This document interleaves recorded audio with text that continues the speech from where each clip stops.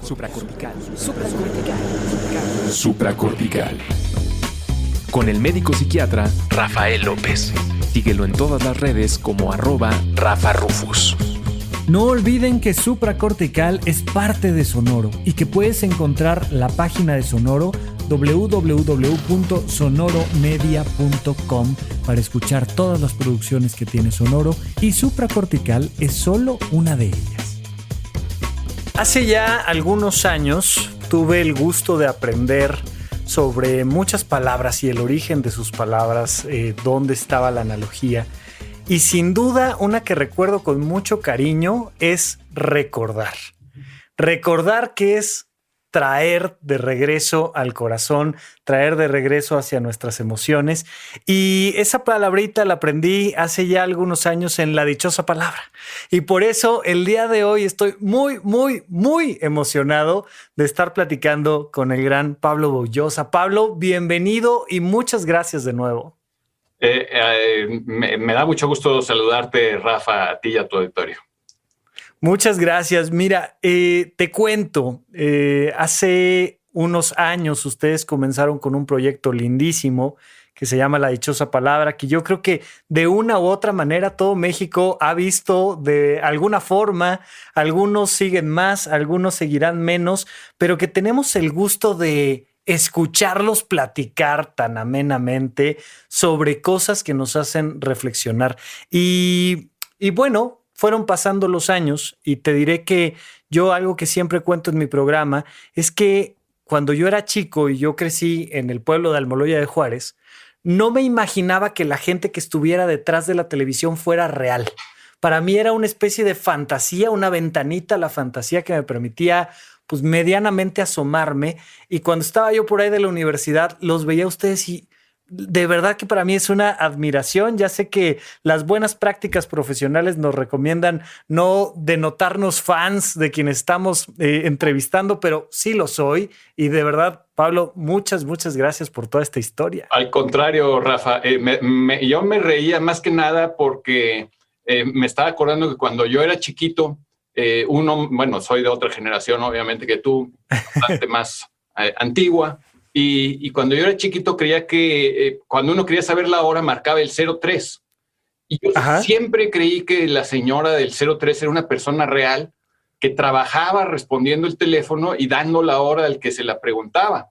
O sea, era una fantasía completamente contraria a la tuya, pero no. Claro, era exactamente al revés, ¿no? Pero para mí las caricaturas y las personas que salían en la tele, Chabelo, ¿no?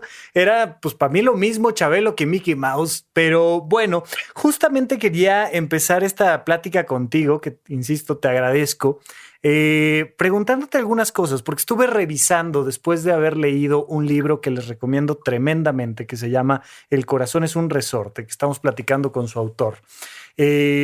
Tuve el interés de escucharte un poco más en las entrevistas que hay por ahí en YouTube, y mencionabas un par de cosas que me gustaría preguntarte, porque básicamente, pues, de lo que vamos a platicar te han preguntado mucho.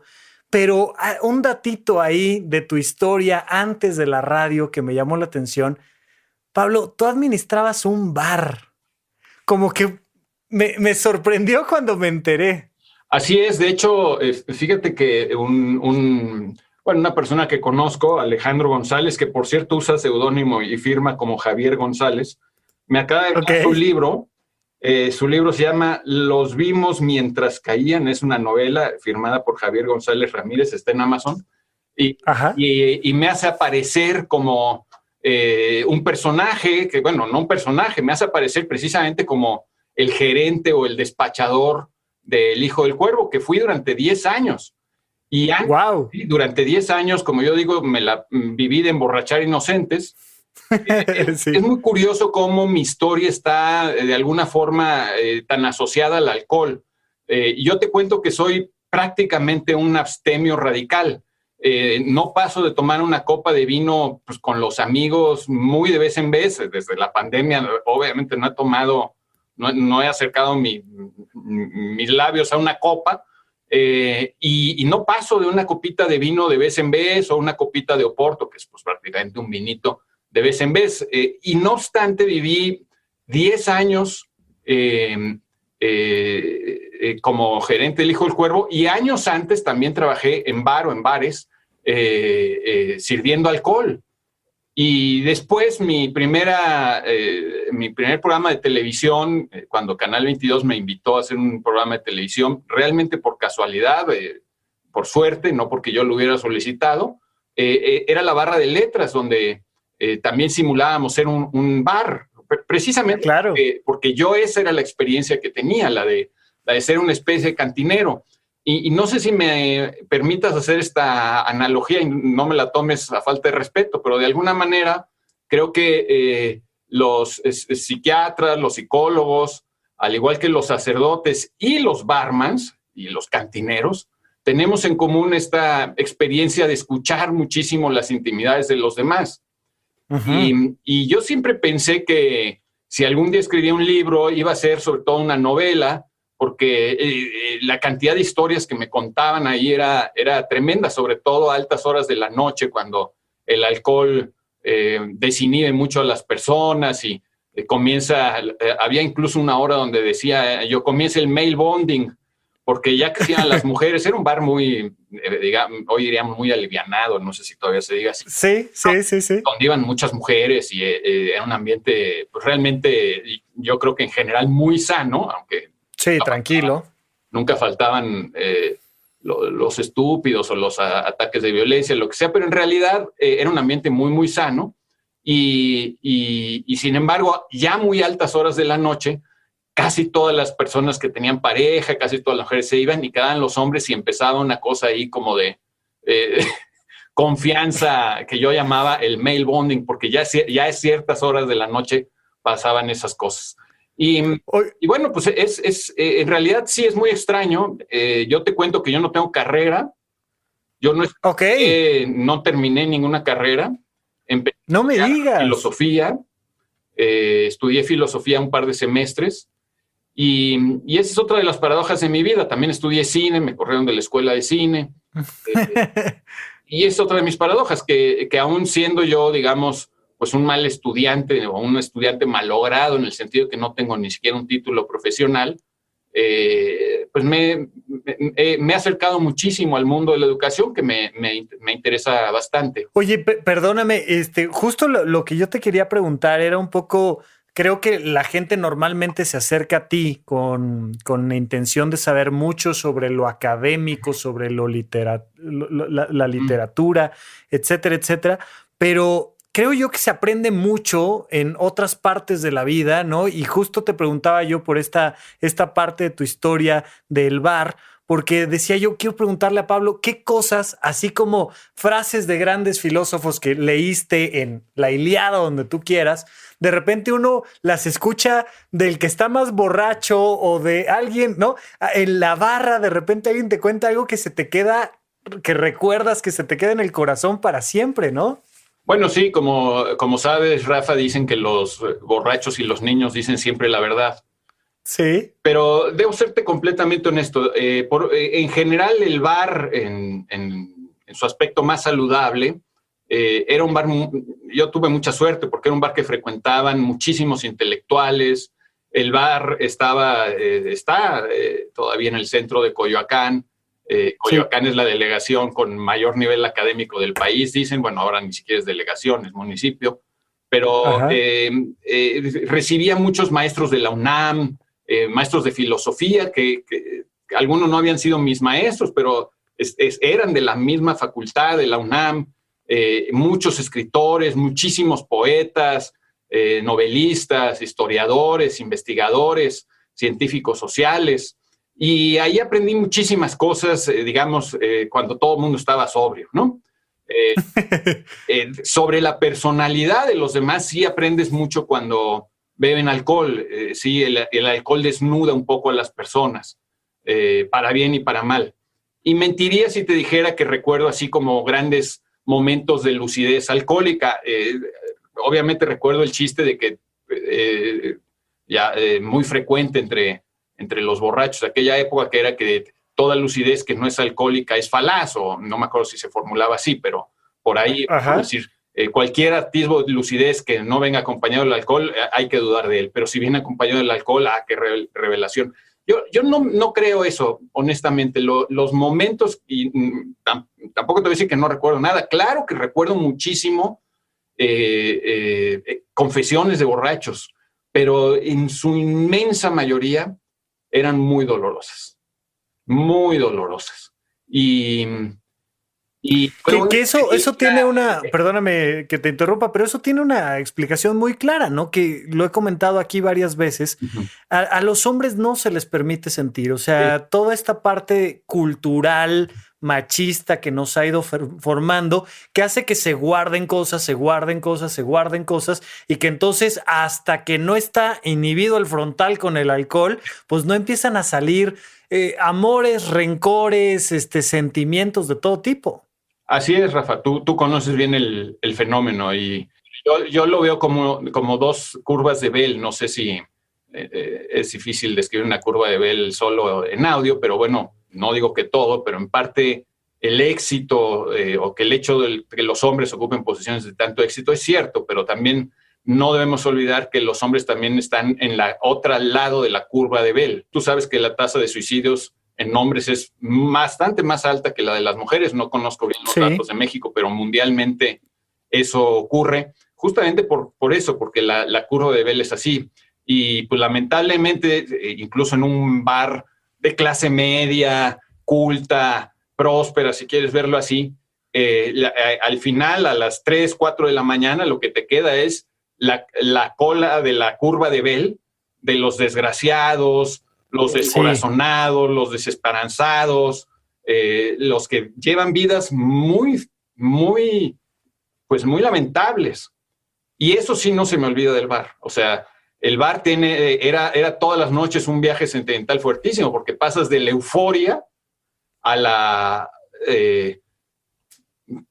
depresión, que yo no creo que sea lo mismo que la tristeza, pero ahí hay todo un Ahí hay todo un debate, pero sí me encanta que lo comentes, porque justamente de lo que quiero platicar contigo, que es buena parte del grueso de tu libro, que definitivamente quiero recomendarle el día de hoy a la audiencia, es que pues la manera en la que administramos y manejamos nuestras emociones a lo largo de nuestra vida va a determinar mucho en qué punto de esa curva nos vamos a posicionar, claro, ¿no? Y lo has comentado desde la más temprana infancia hasta ahorita platicando un poco de lo que sucede en el bar, pero eso, ¿no?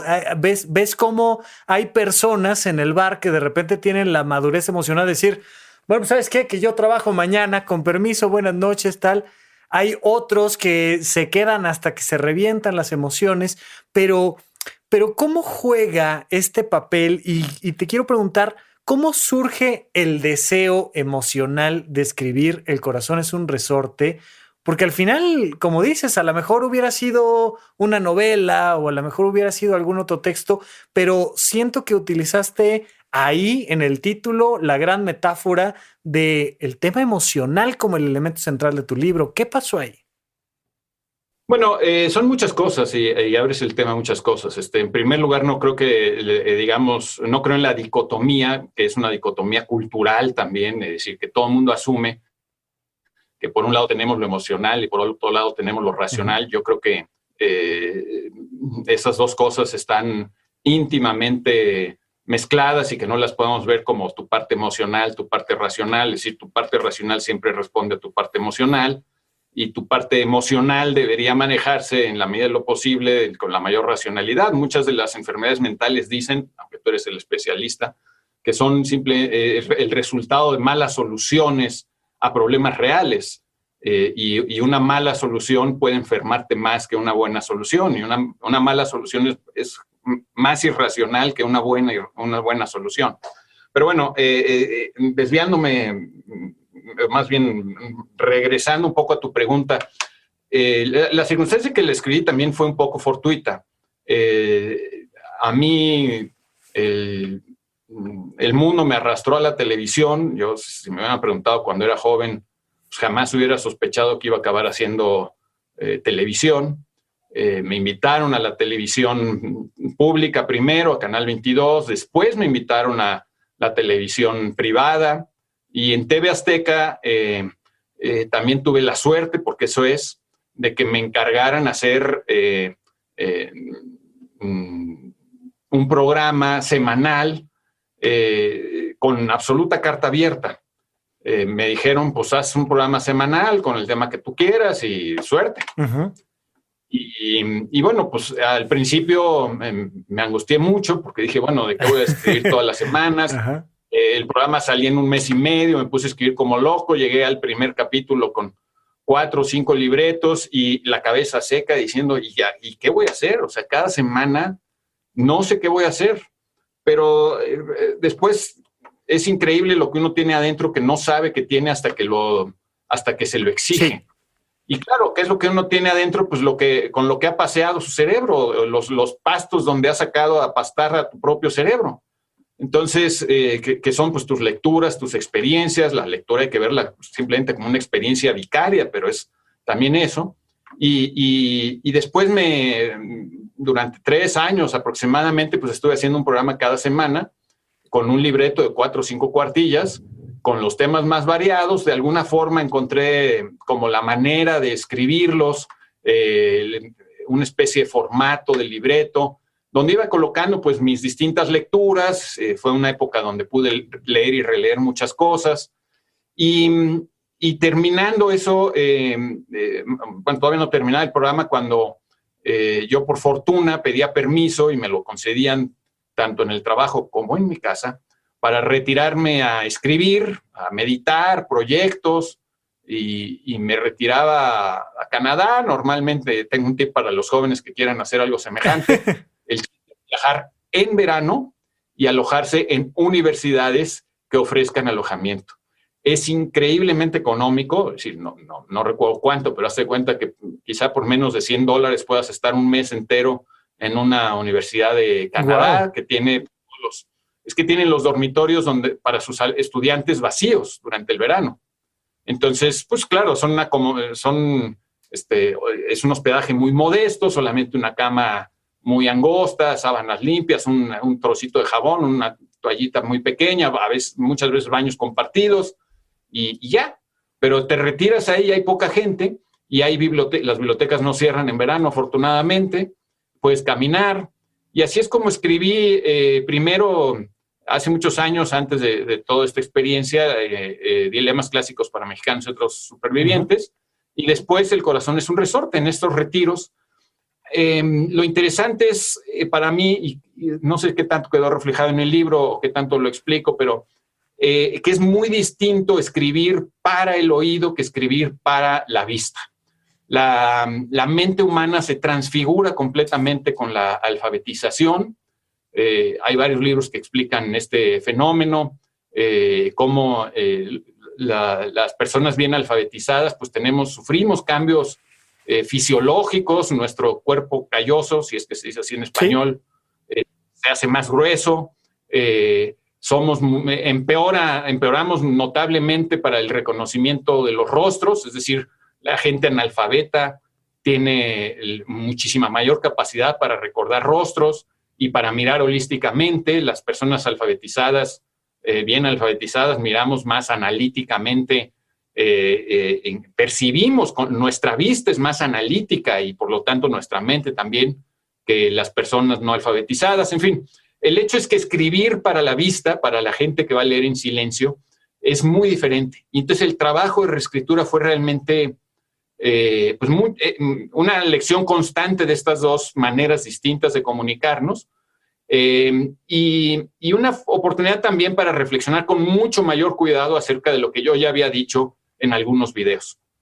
En YouTube debe haber cientos de videos, hay cientos de videos de los que yo hice para Televisión Azteca, y estos videos, algunos les ha ido muy bien, tienen decenas de miles de visitas o cientos de miles de visitas. Algunos les ha ido pésimo, tienen unas cuantas centenares o unas cuantas docenas, yo qué sé, pero y tampoco entiendo muy bien de qué dependa el éxito de unos y el fracaso de otros. No tiene nada que ver con mi gusto, por cierto, o por mi apreciación. Yo creo que los mejores casi no tienen vistas y los peores son los más vistos, pero bueno, eso no importa. Lo relevante es que Cuando uno escribe para la vista, lo hace en una forma mucho más pausada y mucho más reflexiva. Y entonces ese proceso de reescritura me permitió apretar más las cosas y pensarlas a mayor profundidad. Cuando tú tienes que hacer las cosas semanalmente a un ritmo vertiginoso, tiene esas ventajas. O sea, tu inteligencia generadora está a flor de piel, está sacando y sacando cosas, creando muchas cosas. Es muy... hay una parte jubilosa en ese proceso creativo. Y cuando escribes, sobre todo para ya darlo a la imprenta, es un trabajo más bien de desechar cosas, de eliminar adjetivos, de eliminar cosas innecesarias, de apretarlo lo más posible, de tener esa cortesía con el lector, de dejarlo todo de la mejor manera posible, en el mejor orden posible. Y bueno, pues es así como se puede hacer un libro de esta naturaleza. Desde luego nadie habla como en lo que dicen sus libros. Y si alguien me pusiera ahora a decir, recita tu libro, El corazón, pues no, nada, es imposible, ¿no? Claro. Eso solo puede hacerse con ese proceso de reflexión de la escritura. Oye, Pablo, pero sí quisiera ahondar un poco en esta parte de ¿por qué? ¿Por qué hacer el esfuerzo, todo esto que me estás narrando del juego del lenguaje? ¿Por qué decir, me voy a sentar a escribir? Si ya estabas de por sí escribiendo y mucho de lo que está ahí en los videos ya está ahí, ¿no? Ejemplos, estudios científicos, el impacto que tiene, ya estaba escrito. ¿Por qué decir, emocionalmente tengo ganas de sentarme a escribir, El corazón es un resorte? Pues quién sabe, Rafa, la verdad, es algo muy curioso, no puedo decirte qué es. Quizá hay una parte ahí ególatra o una vertiente heroica, ¿no? Donde uno quiere ser el que escribe, pero se remonta muchísimos años atrás. Yo recuerdo muy bien que escribía diarios cuando era un niño. ¿Por qué escribía mi diario? No lo sé, pero lo escribía diario. Okay. Y recuerdo que una vez entra mi padre a la habitación, yo dormía con mi hermano, yo tenía una lucecita prendida y me quedaba escribiendo, leyendo o escribiendo, me cachó escribiendo, y me dijo, ¿qué haces? No, pues mi diario. Me dice, pero es que no entiendes que el diario no tiene por qué ser todos los días, se llaman diarios, pero no son de todos los días. Yo siempre había asumido de pequeño que diario lo tenías que escribir diario. Yo no me podía ir a dormir sin escribir mi diario, porque era mi diario. Entonces, ¿de dónde viene ese afán por escribir? Pues eso ya es casi de psicoanalista, no de psiquiatra, creo. Uno de los recuerdos más viejos que tengo de mi mamá murió cuando yo acaba de cumplir 6 años, es de mi mamá leyendo. Y yo no sé, a lo mejor, insisto, a lo mejor es una confesión ya para el psicoanalista, yo no sé si el hecho de que me recuerdo, uno de mis más antiguos recuerdos es el de mi mamá, ya enferma, sentada con un libro en la mano. No sé si es una manera de comunicarse, si yo veo a la escritura como un cordón umbilical que me une con el mundo materno, yo qué sé, ¿no? Hay una foto muy curiosa, la he mostrado en alguno de mis videos, donde yo debo tener 2 años o 3 años, por la fecha en que tiene la fotografía, de esas antiquísimas fotografías tomadas con una Instagram o algo parecido, donde yo estoy leyendo, entre comillas, porque a esa edad no sabía leer, no fui un niño genio, fui un niño completamente normal, y yo fingía leer. ¿Por qué fingía leer? Bueno, insisto, seguramente porque mi mamá era muy buena lectora, mi papá era muy buen lector, o al menos muy asiduo lector, y yo creo que pues lo vi como algo natural, como algo que se hacía. Y es cierto que pues, muchos años no escribí nada, o solamente escribía un verso que me venía a la cabeza de vez en vez, algún poema suelto. Todavía me pasa de repente que escribo mis poemas porque se me vienen a la cabeza, pero ya el esfuerzo de realizar un libro, pues no, yo creo que obedece a otra cosa, no sé a qué.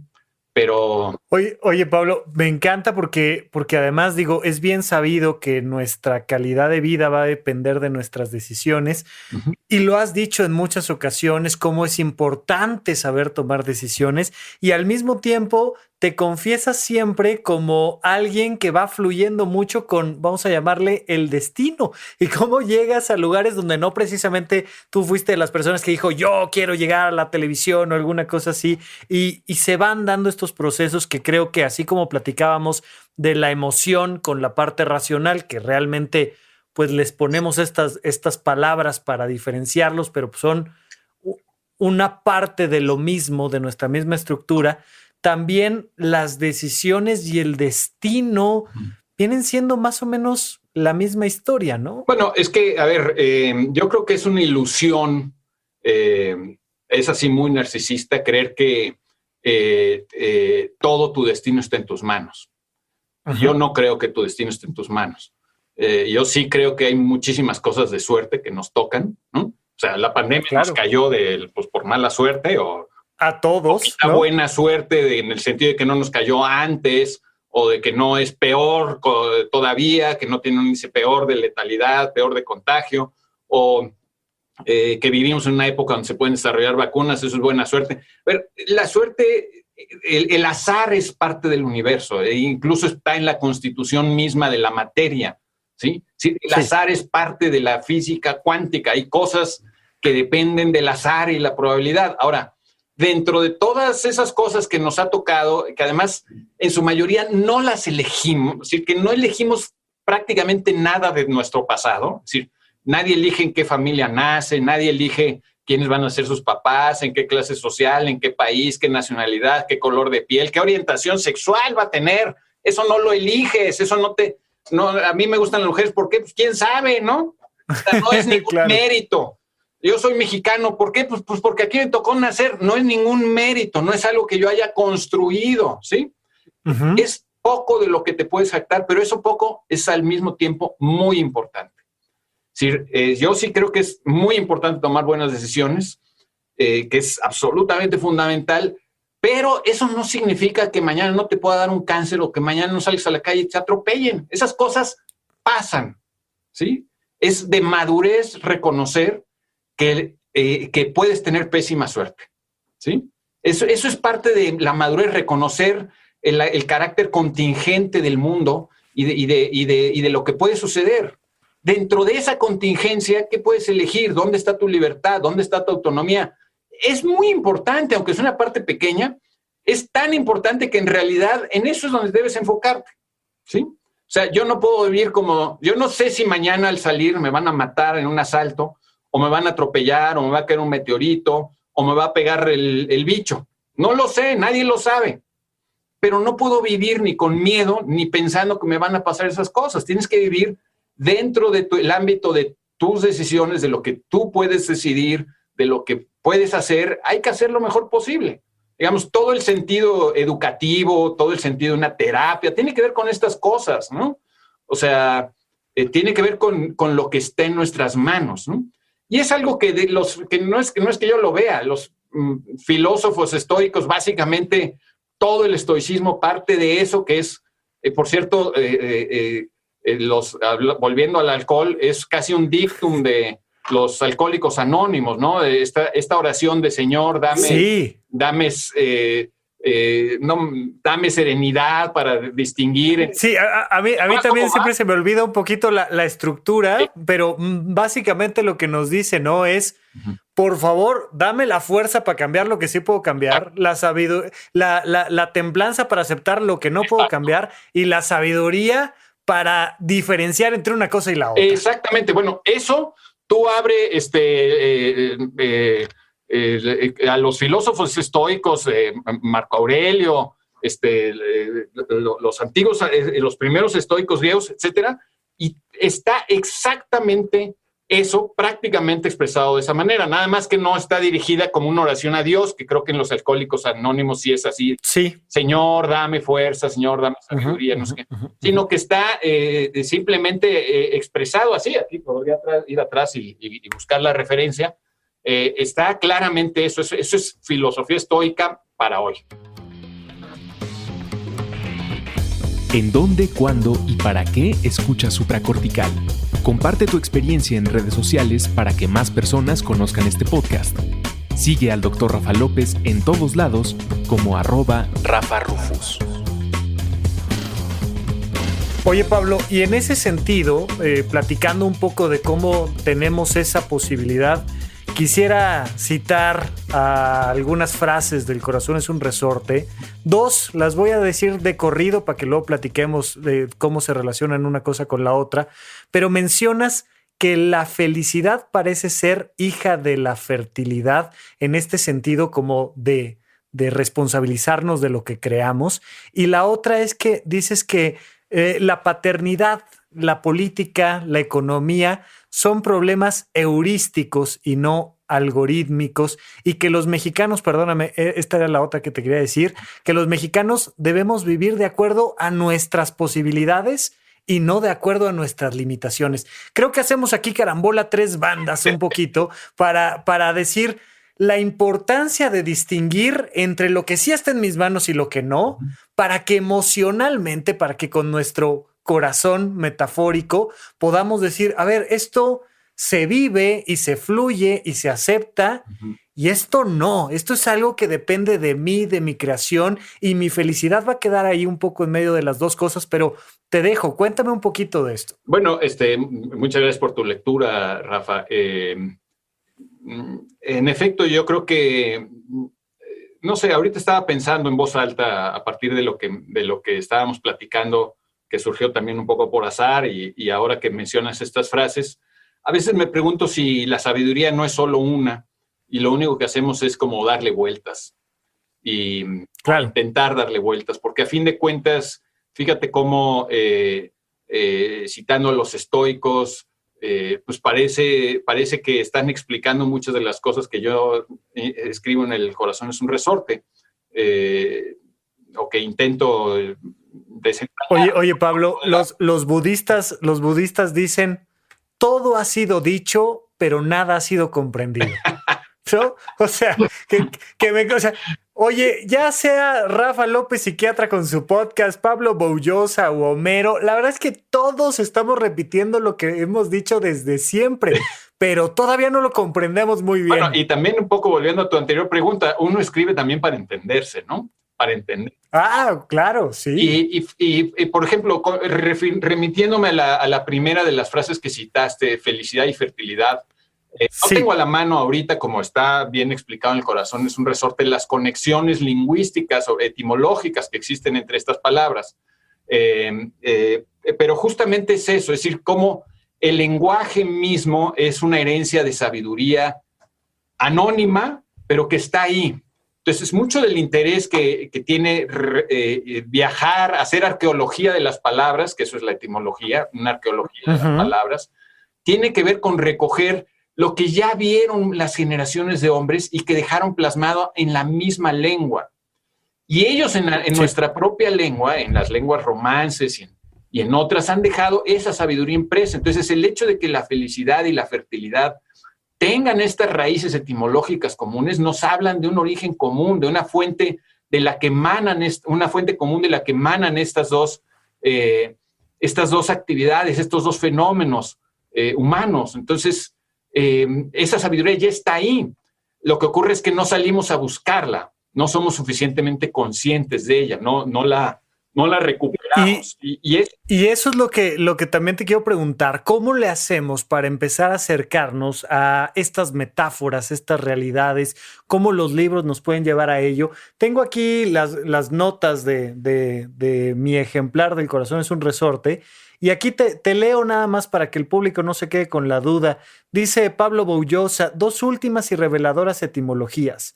Como dijimos, metáfora viene de un verbo griego, viene aquí escrito en griego, que dio origen al verbo latino irregular fero, ferré, que significa llevar, trasladar.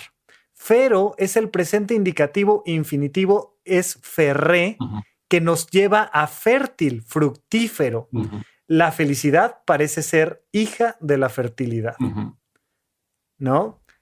Por aquí dice, feliz viene de Félix, pero originalmente su sentido era fértil fecundo, productivo. Y en ese sentido, ¿no? Ser feliz es ser productivo, y a veces uno escribe para entenderse, y a veces uno escribe para realizarse, y a veces uno lee para entenderse, y a veces uno lee para realizarse, y vamos en este camino de felicidad construyéndonos, y creo yo que lo mucho que le ha enseñado la dichosa palabra, los compañeros que te han acompañado ahí, muchos otros que han aportado en este sentido, pero especialmente hoy que estamos platicando contigo, mucho de lo que has aportado tú es abrirnos una pequeña puerta hacia esa curiosidad emocional por entendernos mejor a través de los libros. Me encanta en Ética para Amador, que al final de cada capítulo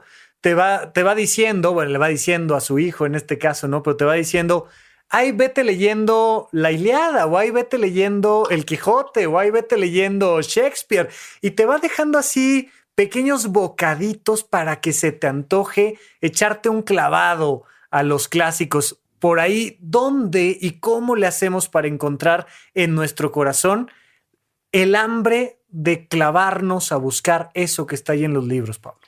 Pues no sé, digo, esa es como la gran pregunta, ¿no? Si hubiera una respuesta fácil, pues ya la habrían aplicado los sistemas escolares, la habríamos aplicado en muchos países. A lo mejor no, Pablo. Yo veo a los sistemas escolares que no se les ocurren las cosas más básicas, pero bueno. Tienes razón, pero no en todos los sistemas escolares. Y aún así, mira, no sé, lo que yo creo que debemos entender es que no hay un sustituto para el esfuerzo, no hay un sustituto para la reflexión, y que si queremos, vuelvo a mi antiquísimo dictum, ¿no? Si quieres que te vaya bien en la vida, tienes que tomar buenas decisiones. Si quieres tomar buenas decisiones, pues tienes que pensar bien, tienes que conocer bien, porque si tú no conoces lo suficiente o piensas mal, pues no vas a tomar buenas decisiones. Y esta idea, volviendo a esta idea de la felicidad y la fertilidad como casi sinónimos o parientes muy cercanos, yo creo que todo el mundo lo sabe. Es decir, todos somos más felices cuando nos damos cuenta de que lo que hacemos es útil para otros, es útil para nosotros. Todos somos más felices cuando sentimos que estamos contribuyendo al bienestar del mundo, construyendo algo positivo. Curiosamente, la gente tiene esta idea de la felicidad como la de tener dinero, y voy a ser brutal, no voy a decir... Dale. Tener dinero y echar la hueva, perdón. Sí. Es un craso error, ¿sí? Hay conceptos que estoy cada vez más convencido que nos hacen un daño enorme. Por ejemplo, el concepto de la explotación. La gente cree que está muy mal que tú hagas algo y te paguen menos de lo que vales o menos de lo que vale lo que haces. Y yo digo, ¿pero qué pretenden? ¿Que sea al revés? ¿Quién se sentiría satisfecho consigo mismo de que le pagaran más de lo que realmente vale? De que le dieran más de lo que realmente merece. Ese es el camino a la infelicidad, ¿sí? Ese es el camino a la frustración, ¿sí? La gente, tú lo vas a ver más en consulta, pero la gente que se siente muy limitada o que no siente que esté dando lo suficiente o que cree que tiene algo adentro que no puede sacar, que no puede dar, esa es la gente que la pasa mal. Totalmente de acuerdo. Fíjate. Estás contribuyendo al mundo. Esa es la felicidad. La fertilidad es la felicidad. Darle algo bueno al mundo. Totalmente de acuerdo. Fíjate que hay un texto de Boris Cyrulnik, un psiquiatra. Buenísimo, me encanta. Psiquiatra judío, tiene por ahí un libro que se llama Los patitos feos y nos cuenta cómo muchos niños que sobrevivieron de la Segunda Guerra Mundial, de los campos de concentración, son llevados a otros países como refugiados. ¡Hombre, bueno! ¡Qué padre! Ahí lo tenemos a la mano. Pero le estoy mostrando la portada de Los patitos feos, que es un libro que no deben dejar de leer. es la mejor biografía o una de las mejores biografías intelectuales que he leído en mi vida. Es una cosa increíble y por ahí nos cuenta en alguna parte del texto cómo esos niños refugiados, cuando van recibiendo juguetes y atención, emocionalmente no logran darle la vuelta a la guerra y al pasado. Pero cuando ellos empiezan a dar conocimiento, apoyo, cuando ese que era la víctima empieza a dar servicio, entonces sana sus heridas emocionales y logra alcanzar ahora sí la felicidad, ¿no? Los papás me preguntan mucho cuando me traen a sus hijos a consulta, es que no agradece nada. Le digo, pues es que recibe y recibe y recibe y no le pides nada. Uh-huh. Para poder agradecer hay que necesitar, hay que hacer el esfuerzo, hay que conocer el esfuerzo que conlleva algo que recibes para decir, ahora sí, gracias. Porque cuando te dan y ahora en este mundo hipertecnológico, que además yo defiendo mucho la tecnología, pero donde estamos consumiendo y no nos damos el tiempo de ser creadores, sino solo consumidores, es una cosa terrible para nuestra felicidad, ¿no, Pablo? Y para nuestra mente, sí, para nuestra inteligencia. Es una catástrofe mental. Solo recibir y no crear es un suicidio intelectual. Y ese suicidio intelectual nos lo estamos procurando nosotros mismos. Aquí es interesante entender, y creo que hasta el mercado, hasta la economía nos está diciendo, esto es lo que está pasando. Sí. Cada vez la diferencia entre consumidores y productores de todo, e incluso en el sentido emocional, se está volviendo más grande. Entonces, ¿qué es lo que vemos en el mercado? Pues claro, los que generan los algoritmos de Google, de Amazon, de Facebook, de Zoom, esos son los que están enriqueciendo. Y los que estamos consumiendo, que además felices porque no tenemos ni que pagar por sus servicios, ¿no? Y a ver, recuerda, cuando no pagas por algo, el producto eres tú. El producto eres tú. Entonces, todo el tiempo estamos haciendo más ricos a otras personas, que son las que producen, y en México que queremos consumir, tener nuestra tablet para consumir cómodamente. Incluso yo critiqué muchísimo cuando el gobierno anterior se tuvo la ocurrencia, porque además venía de un cambio constitucional completamente absurdo, en darle tabletas a los niños. Yo decía, pero ¿en qué cabeza cabe darles tabletas como si fuera un derecho a consumir? Una tableta es una tecnología diseñada con el específico propósito de que consumas. Nadie en su sano juicio va a producir nada valioso en una tableta. Claro. No es un instrumento para escribir, no es un instrumento para programar, no es un instrumento para editar, no es un instrumento más que para consumir. Todo lo demás es muchísimo más práctico tener un teclado, ¿me explico? Yo decía, a los niños hay que darles, como en los países más ricos, en muchos países más ricos, en lugar de tabletas les dan lo que se conoce como, hablando de tecnología, ¿no? Como estas Raspberries, ¿cómo se llaman estas computadoras? Que es realmente un CPU que vale $35 o $30, que no cuesta nada y que le puedes dar a todos los niños. Y después ellos tienen que ir armando sus computadoras y entonces empiezan a entender lo que trae una computadora.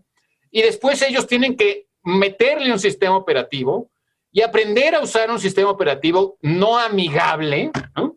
Que el chiste es que aprendas cosas. Si tú le das una tableta a un niño de 3 años, no tienen ni que... a ver, vienen sin instructivo, pues nada más le pinchas y ya todo funciona. Y te empieza a dar el contenido y se acabó, y a consumir en un río que no tiene fin. Y fíjate que ahí, interrumpiéndote un poco con el tema del fin, lo mencionas por ahí en algunos videos, lo mencionas en el libro, pero algo que sí permite el mundo del podcast y que sí permite el mundo de los libros es poner pausa a la conversación, detener un momento la conversación y reflexionar. Porque nos estamos enfrentando a un mundo de hiperconsumismo donde ya viste este video, viene el siguiente y el siguiente y el siguiente. Y ahora TikTok y demás que te da nuevo contenido de 1 minuto para que luego consumas el siguiente y nunca paras, nunca frenas. Entonces, este valor que tiene el hacer una pausa y pensar, a mí verdaderamente me voló la cabeza en el momento en el que en el texto dices, te recomiendo que aquí te detengas, cierres el libro y pienses. Y uno siente un regalo, un apapacho emocional de decir, ay, un momento para reflexionar, qué padre, se siente increíble eso. Claro, porque es que digamos, ese ejercicio que tiene que hacer el lector no lo sustituye ningún buen libro. Uh-huh. Tú puedes leer los mejores libros del mundo y que no pase nada. Porque el trabajo de reflexión es un trabajo que tienes que hacer tú, ¿sí? No lo puede hacer otro por ti, ¿sí? O sea, la gente inteligente no va a solucionar tu vida. Nadie va a solucionar tus problemas. Eres tú el que tiene que enfrentarse a ellos. Eres tú el que tiene que pensar con cuidado. Eres tú el que tiene que reflexionar. Eres tú el que tiene que poner en orden sus ideas. Uh-huh. Sí, los libros son herramientas, la escritura es una herramienta, pero el trabajo interno lo tienes que realizar tú. No hay sustituto para eso, no hay sustituto para tu propia reflexión. Ahora, que haya tecnologías que permitan eso mejor que otras, sin duda alguna. El libro lo permite mucho más que TikTok. Yo no te digo que en todo TikTok no te pueda servir para reflexionar en algo, seguro. No, claro. Seguro que sí. Yo a veces uso, no de TikTok, pero sí llego a usar videitos del internet en varias de mis presentaciones, porque ayudan a reflexionar en algo, pero lo importante es darse esa pausa a uno mismo para poder reflexionar. Ese trabajo de la reflexión autónoma en soledad es insustituible y es imprescindible. Uh-huh. Yo creo que tendríamos que empezar a ver el consumo en internet como una droga, porque finalmente correcto. Eso es algo que tu cerebro en el corto plazo agradece. Sí, de hecho, uh-huh. yo no te voy a decir que yo no la consuma, yo también quiero consumir, a veces ya estás agotado en la noche, lo que sea, pues ¿qué haces? Pues pones la televisión o pones el internet y dejas que tu cerebro se vaya, fluya con lo que le den, ¿no? Sí. Está bien, ¿no? Pero como con todas las drogas, como con el alcohol, con moderación, ¿sí? Exacto. Y tenemos que empezar a verlo como una droga. A los niños no podemos drogarlos, no puedes darle las drogas desde que son muy pequeños, porque luego van a acabar siendo drogadictos. Entonces, cuando tú le das drogas a un niño, pues no te puedes quejar después de que el niño se vuelva un drogadicto. Entonces, tienes que entender que el consumo del internet para los niños debe ser un consumo limitado, muy limitado. Alguna vez le preguntaron a Steve Jobs, cuando como un año después de que sacó el iPad, que fue un éxito mega mundial, el entrevistador llegó a casa de Steve Jobs y le empezó a preguntar de muchas de sus cosas, el iPhone, y cuando llegó al iPad le dijo, bueno, el iPad ha sido un éxito mundial increíble, me imagino que sus hijos han de ser felices porque tienen todo eso antes que nadie. Y Steve Jobs le dijo, no, a ver, en mi casa no hay iPads. ¿Por qué? Porque lo que está diciendo es, mis hijos van a ser productores. Yo lo que quiero es que mis hijos pasen al bando de los productores, no al bando de los consumidores de tecnología, sino de los que produzcan tecnología, de los que programen, de los que le vendan a otros, de los que hagan el contenido para otros, no de los que se pasen, consume. Es una droga. Estoy totalmente de acuerdo. Te puedo decir que de las cosas que más agradezco es haber crecido en un mundo con estas tecnologías, con el internet. Gracias a eso puedo estar platicando hoy contigo, que para mí, insisto, es un gran honor, pero además tengo acceso a todos los clásicos en mi iPad, tengo acceso a datos curiosos, a comedia interesante, tenemos acceso a todo, sí. pero ¿te acuerdas de aquel comercial de la calidad es responsabilidad de Bacardí y compañía, pero la cantidad es responsabilidad de usted, ¿no? Y entonces tener esa responsabilidad de decir qué estoy consumiendo, a qué ritmo lo estoy consumiendo y para qué lo estoy consumiendo. Si estoy consumiendo buena calidad, a buen ritmo y para crear algo más, para convertirme en creador, creo que ahí está la joya de toda la tecnología y de un montón de cosas que nos rodean, ¿no? Sí, tenemos, yo creo que una idea muy importante, no es mía, está en el libro, pero obviamente no es mía, es una idea que los que conocemos desde hace mucho tiempo en nuestra civilización, es que nuestros cerebros son órganos que lo único que hacen es procesar información. Dependiendo de la información que tú les des, esa va a ser la calidad de tu cerebro. ¿Sí? Tu cerebro es tu responsabilidad, ¿sí? Claro. Porque tus propias ideas, tus ensoñaciones son tu responsabilidad. Tu cerebro lo único que hace es procesar lo que le das, lo que tú decides darle. Y en la medida en que te haces responsable de lo que hay en tu cabeza, puedes empezar a mejorar enormemente lo que hay en tu cabeza, ¿sí? Entonces, cuando la gente te dice, ay, es que qué inteligente o qué menso. No, a ver, no es que sean inteligentes o mensos, depende de lo que le den a sus cabezas. Ese va a ser el mundo en el que van a vivir. Y bueno, lo mismo puede decir, yo creo, de tu corazón. ¿Sí? En la medida en que le des buenas emociones, cariño, en el que un corazón reciba bondad, reciba amor de los demás, pues es un corazón que naturalmente va a procesar con eso. En la medida en que un corazón esté seco, no lo riegues, no le des, no lo aprecies, pues ese corazón se seca. ¿Me explico? Es decir, lo mismo pasa con nuestras relaciones humanas. A ver, nadie te puede querer solo por lo que eres, como si existiera esa idea, esencialista de tu ser. Sí, como ontológica, ¿no? De me tienes que querer porque sí. En general, en el mundo adulto, en el mundo maduro, pues tú vas a cosechar lo que siembres, vas a ser esa persona, digamos, tú tienes que dar para recibir, ¿no? No puedes estar pensando que eres bueno en tu corazón. A ver, en primer lugar, las buenas intenciones son muy insuficientes, muy insuficientes. Claro. Todo mundo sabe, o debería saber, que para que una gente con buenas intenciones haga cosas malas, lo único que hace falta son malas ideas. Malas ideas, a veces también ideologías, religiones, ¿no? Pero las buenas intenciones, así nada más como algo que existe y pensar que te va a ir bien en la vida porque tienes buenas intenciones o que mereces algo porque tienes buenas intenciones, eso es muy insuficiente, es muy infantil y muy victimizado. Sí, necesitamos madurar, crecer, entender que también pues, los demás te van a dar lo que tú des, que tienes que darle a tu cerebro lo mejor para que tu cerebro tenga lo mejor, a tu corazón igual. Si lo llenas de rencor, si lo llenas de miedo, si lo llenas de catástrofes, pues o sea, ¿qué vas a tener? Pues un corazón que da eso, ¿no? Claro, y hay un tema lógico de lo que recibes, lo entregas, es con lo que te estás nutriendo. Pablo, quisiera tocar un par de cosas más antes de que nos despidamos, pero fíjate que hace algunos años Nicolás Alvarado tenía un podcast que se llamaba Un Podcast de Libros.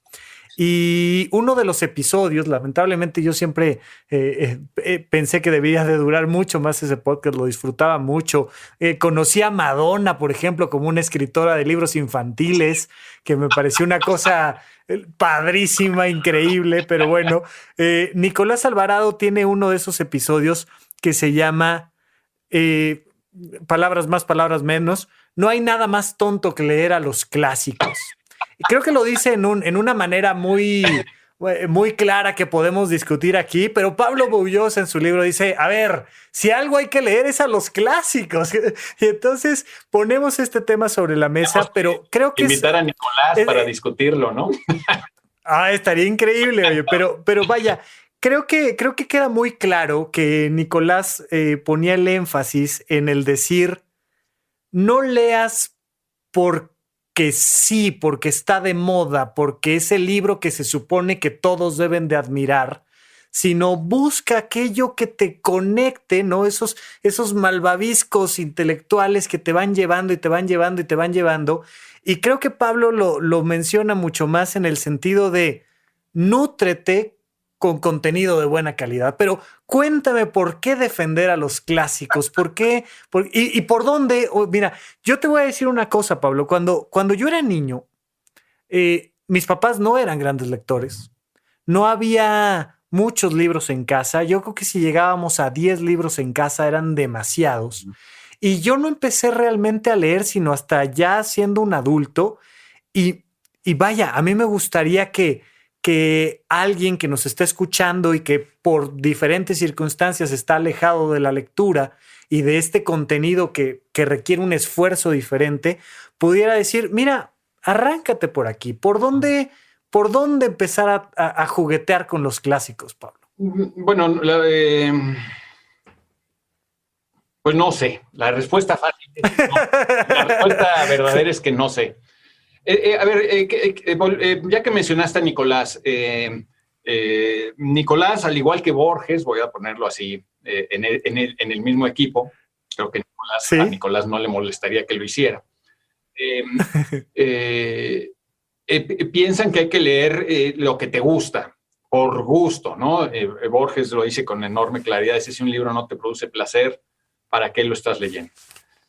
Sí, claro. Yo creo yo no parto de la misma idea, no tengo la misma concepción. ¿Puedo estar equivocado? Sí.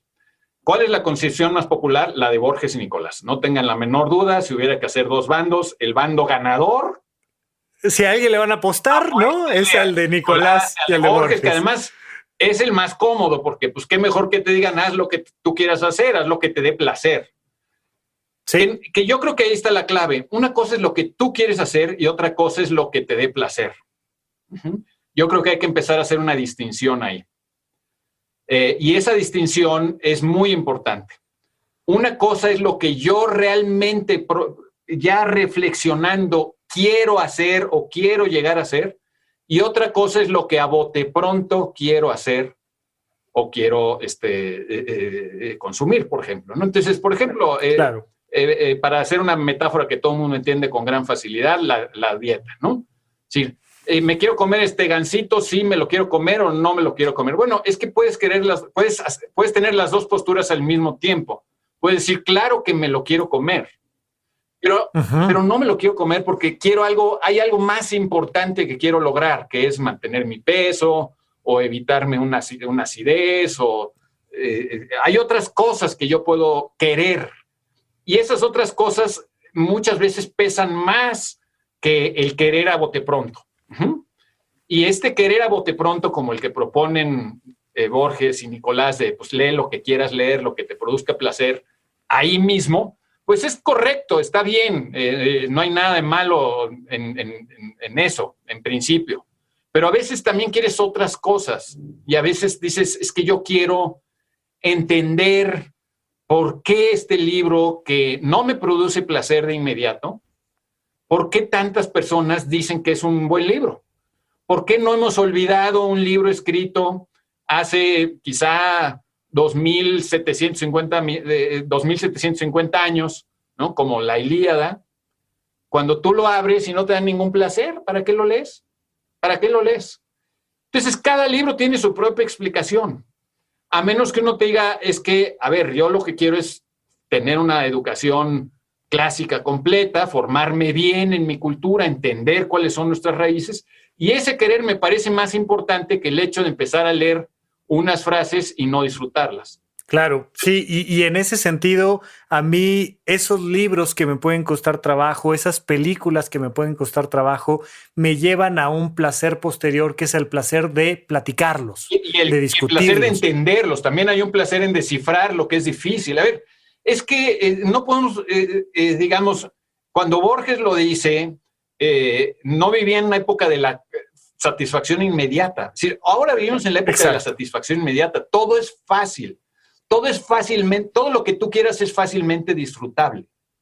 Pero este placer de superar una dificultad para recibir algo, ¿qué es lo que pasa con los mejores libros? Es decir, a ver, En busca del tiempo perdido, es muy difícil que tú lo tomes y te dé placer de inmediato. A ver, vas a decir, bueno, y estas frases tan largas, estas... Y ya sabes de spoiler que son 7 volúmenes, ¿no? O sea, no le entra suavecito. Y además dicen que el cuate, que en realidad ni siquiera está contando la verdad, porque la chica era hombre y él era gay. O sea, ¿de qué están hablando? De un mundo que yo no conozco. ¿Qué tiene que ver ese París conmigo? ¿Qué tiene que ver Guermantes conmigo? Que yo salgo a la calle y estoy en el eje 10, o sea... ¿Cómo voy a estar leyendo a Proust? ¿Qué tiene que ver conmigo? No tiene nada que ver.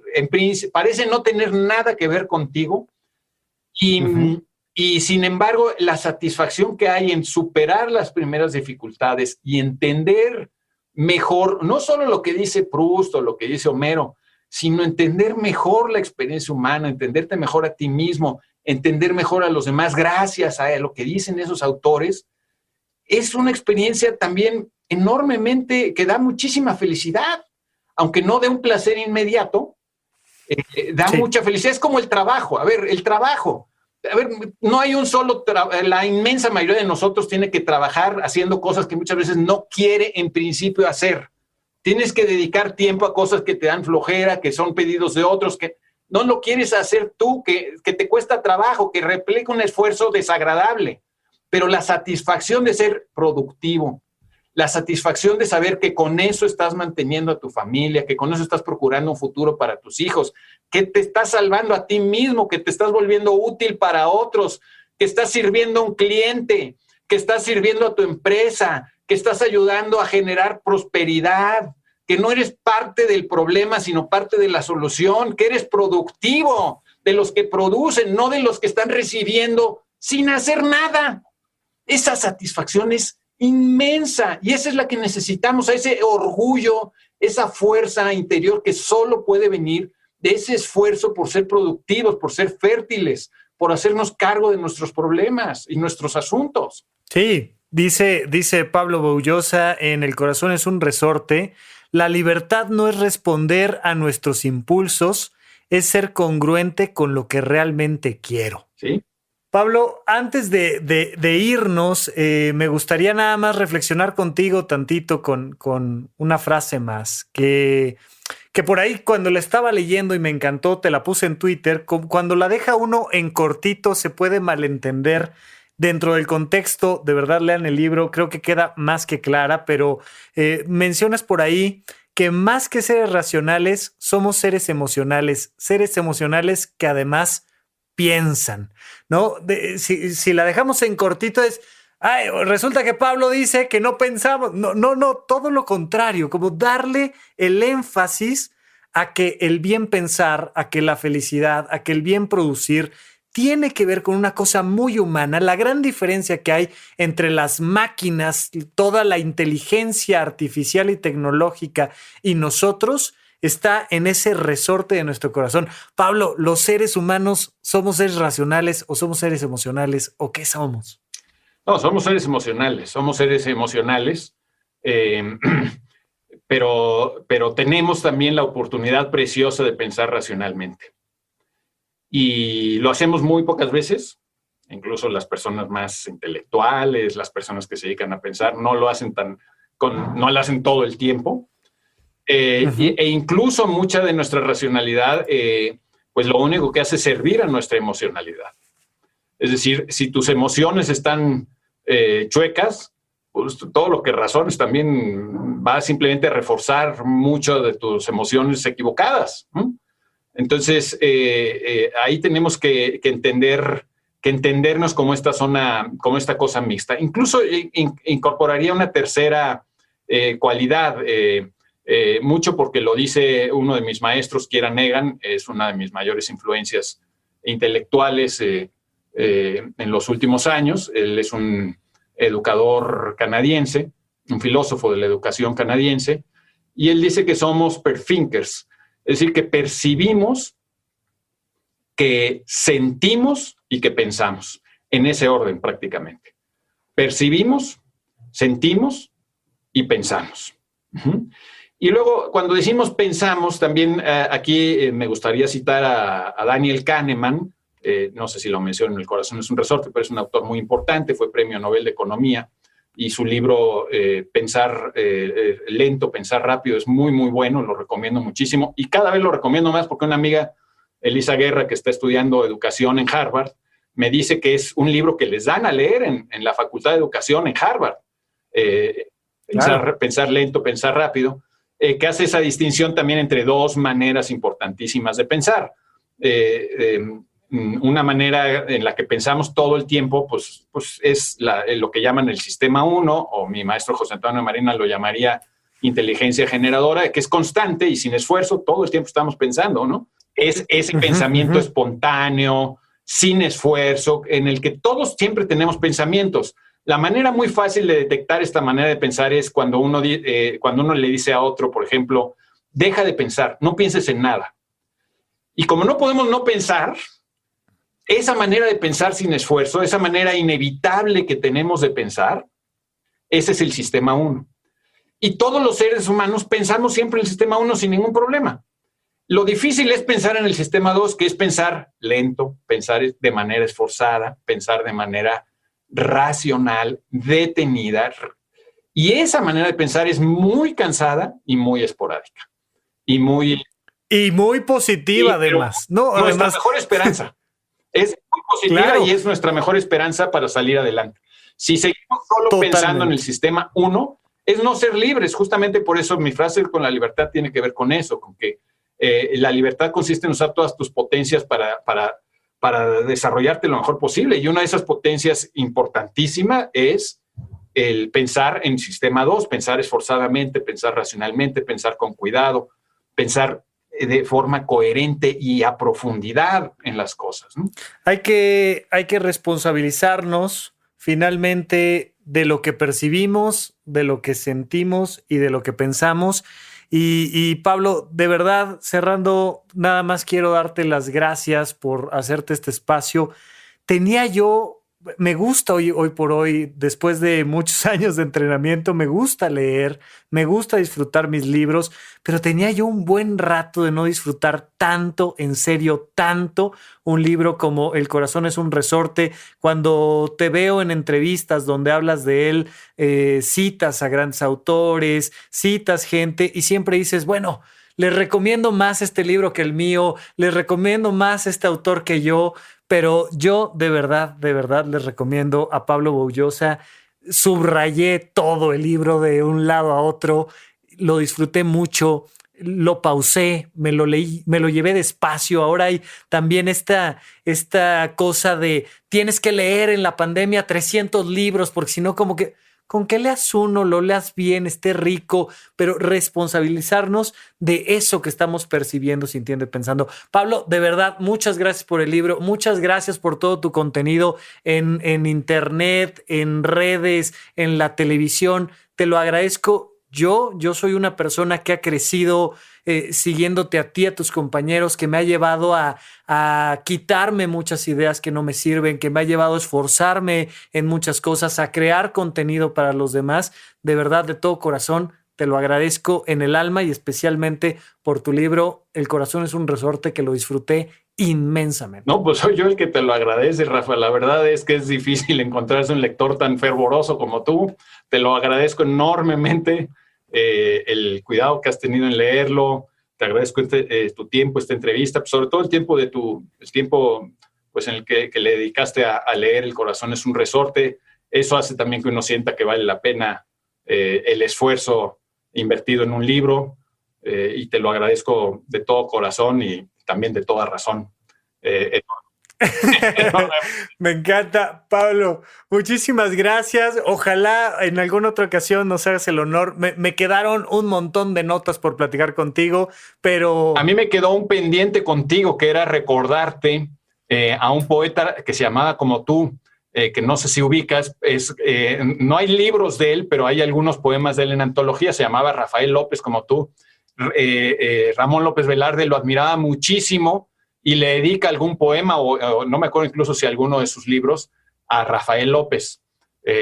No me digas. Para que la próxima vez que platiquemos, yo esté bien armado de mi López Velarde y te pueda leer lo que le dijo a Rafael López. Hombre, pues ahí está la invitación, cómo no. Muchas gracias, Pablo. Y nada, te agradezco yo la generosidad y el tiempo que nos has dedicado. Hasta aquí llegamos con el programa, pero en verdad no se pierdan el libro. Pablo, muchas gracias, y al público, hasta la próxima.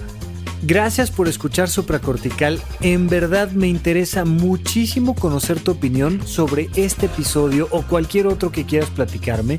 Puedes encontrarme como @RafaRufus en Twitter, en Facebook y en Instagram. Quiero darte las gracias por escuchar Supracortical y sobre todo por suscribirte y seguirme donde sea que estés escuchando este programa, y así te puedes enterar todo el tiempo de nuestros próximos estrenos.